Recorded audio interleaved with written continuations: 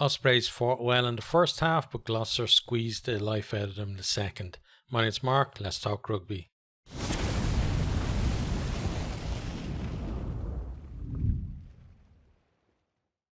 Ospreys were looking to hold on to the ball early on in this one, but Gloucester defence looked pretty comfortable against them, just waiting for a chance to get in there and turn the ball over, or to force a knock on. Then Gloucester win a penalty. It's offside. They decide to go up the line, off the top of the line out, bash it up. Tipperick then gets in for the Ospreys, looking to get his hands on the ball, but he actually puts his hands on the ground instead, and it's another penalty to Gloucester. Carreras opens the scoring from in front of the post. It's 3 points to 0. Ospreys then with a chance to respond. They go up the line from a penalty, but then for the second time already, and it happened more than that throughout the game, but second time so far in the game, line out malfunctions, and you feel like they need to sort it out. I thought their set piece was fairly poor. I thought maybe in the scrum, the referee kind of fairly early on decided that the Gloucester were on top and Ospreys couldn't win anything out of that. I thought the scrum was maybe a little bit closer than it seemed in terms of the way the penalties were going, but certainly the line out was a big concern for Ospreys. Gloucester then beginning to stretch that Ospreys defence. We're seeing Llewellyn, Ackerman and Mercer all carrying well. 3 guys who had really good games tonight. But then Williams gets in there, strips the ball, and Ospreys come forward. We then have a poor punt downfield from Gloucester. It's collected by Walsh. He cuts through the midfield. Great counter-attack for him. Gets out to the width, and then he's got Giles in support. Pops it out to him. Giles just has gas to burn. He goes over, and what he does really well is, because he's got the extra pace, he's going over in the corner, but he goes around the back of the post and puts it down there to make the conversion a lot easier. It's converted for 7 points to 3, and really was well worked and really well finished as well. Gloucester then win a scrum penalty. Carreras under a simple kick from him, and it makes it 7 points to 6. Ospreys then have the first real period of pressure that they had in the Gloucester 22. They didn't have that many in the Gloucester, chances in the Gloucester 22, especially in the second half. But this one, they've got penalty advantage. They decide to go for a drop goal, but it's a really scruffy kick that just, basically doesn't get above hip height, I think. So we come back for the penalty. Owen Williams makes up for that poor drop goal attempt by nailing the penalty. 10 points to 6. And you feel like, Ospreys, they're definitely in this, but they need to keep that scoreboard ticking over. Deves then is offside from a kick, and Carreras puts an absolutely pinpoint kick right into the corner. Gloucester decide to go to the maul, but then Tipperick does really well to get in there and disrupt, and it's turnover. Scrum to Ospreys, but then Gloucester get a shove on in that scrum, and they win a penalty, and then back to the corner to go. This time, Ospreys can't keep them out. Already penalty advantage, but we don't need it. Gloucester drive over. Thought he did well to stay in field as well, as Ospreys are trying to guide him, over the touchline. Blake is the scorer. Carreras misses the touchline conversion. It's 11-10. Gloucester back in front at this stage. Ospreys then concede another penalty, and there's a bit of back chat as well. And they're marched 10 metres, like the penalty is marched 10 metres forward, brings it into kicking range for Carreras, and he makes it 14-10. And I felt that was, really a silly penalty, obviously, for Ospreys to give away, but also, a big thing in the game as well, because it meant that basically that, after the try, that was the last time the Ospreys were able to get themselves ahead. And from here now, they're always chasing the game. And it was just too much for them to bring it back. They do win a penalty, though, at the line out just before the break. Owen Williams makes it a 1 point game at 14-13.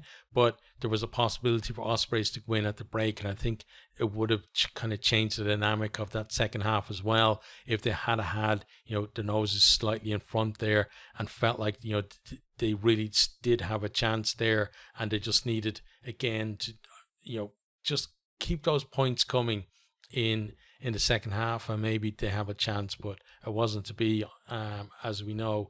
But from here then into the second half, Walsh runs a kick back early in the half. This time though, there's no clean break from him. Instead, he kind of runs away from his support. He gets isolated, and Gloucester, I think it was Ludlow who gets over the ball, right?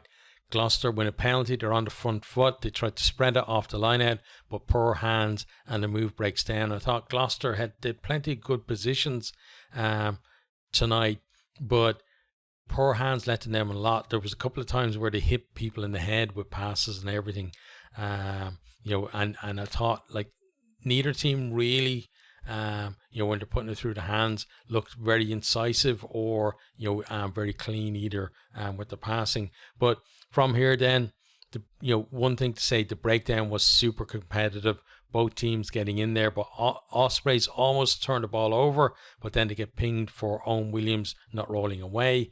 Another chance for Carreras to kick for the post. He slots it then for 17 points to 13, and Ospreys feel like they need to score next at this stage, because again that game was just eking a little bit away from them step by step, and in a tight game like this you can't get too far behind.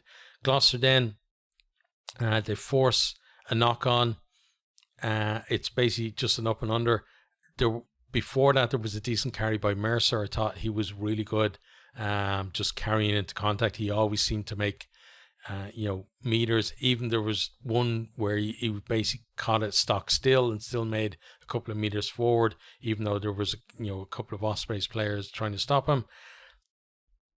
But on this occasion, he does get isolated as he carries, as a spreader from the back of that scrum. Osprey's able to clear from the penalty. Luke Morgan then makes a great break down the right, and it was one of these ones where there's just kind of like almost like not really a screen, but like there was two or three Ospreys players out there on the wing, right, just infield a little bit, and then there was a bunch of Gloucester players behind them as well.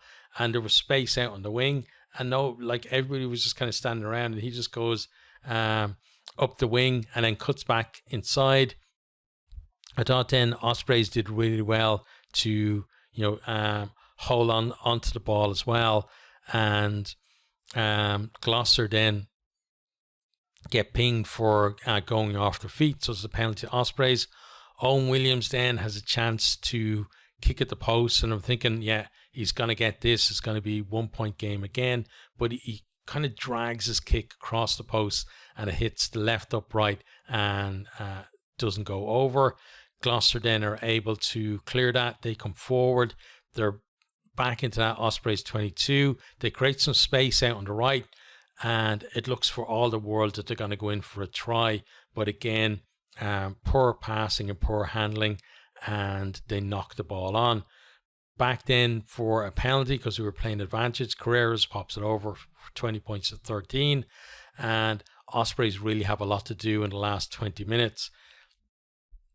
They do well though to turn Gloucester over, a Gloucester attack. They turned it into a maul, but then we go to the scrum, and again, I thought like Ospreys might have. It looked like Ospreys may be getting a nudge on, but they actually conceded the penalty in this one, and penalty is slotted 23 points to 13, and you feel like Ospreys really do need to produce something now, because that game is just slipping away from them, and I would have liked to have seen more fight from them, honestly, with a European semi-final on the line, but Gloucester just kind of smothered them really.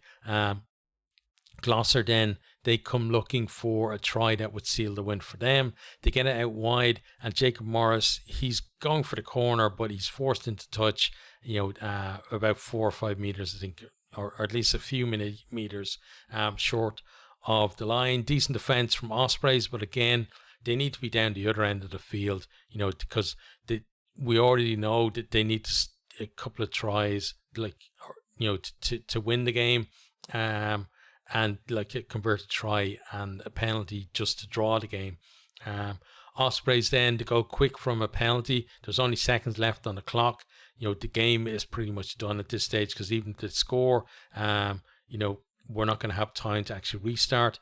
May then intercepts. He tries to break down the other end. He gets caught, and then Gloucester recycle it and then just get it off the field. Full time is 23-13. Deserved win for Gloucester. I'm going to have a quick look at some of the stats. I will give you, the same kind of warning that I give all the time with these stats from these European competitions, is that the official stats, for whatever reason, never seem to be up to date after the game, and it seems to take ages, and some of them never get updated. So I don't know whose job it is to do it, but they're not doing a very good job on it, honestly. But we'll see what stats kind of make sense, and others we'll skip over. So tries, 1 try each, and other than basically the Gloucester one where they there was that knock on out wide, there wasn't really too many tries left out there by the teams either. Like I feel like that Ospreys took their one chance, and then Gloucester, for their try, they had 2 bites at the cherry, but they got there in the end.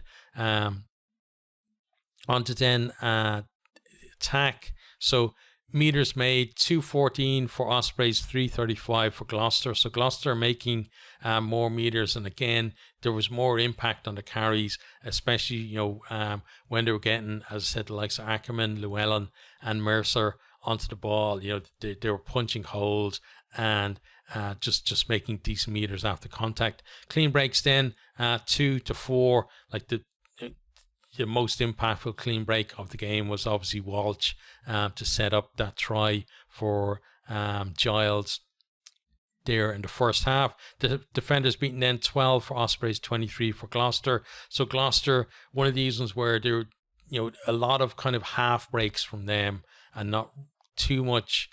Although they had 4 clean breaks, a lot of them they kind of got in behind, but then they didn't do too much with the ball once they get in there. They didn't really have the support or the pace to finish moves off, really. Passes then 90 to 142.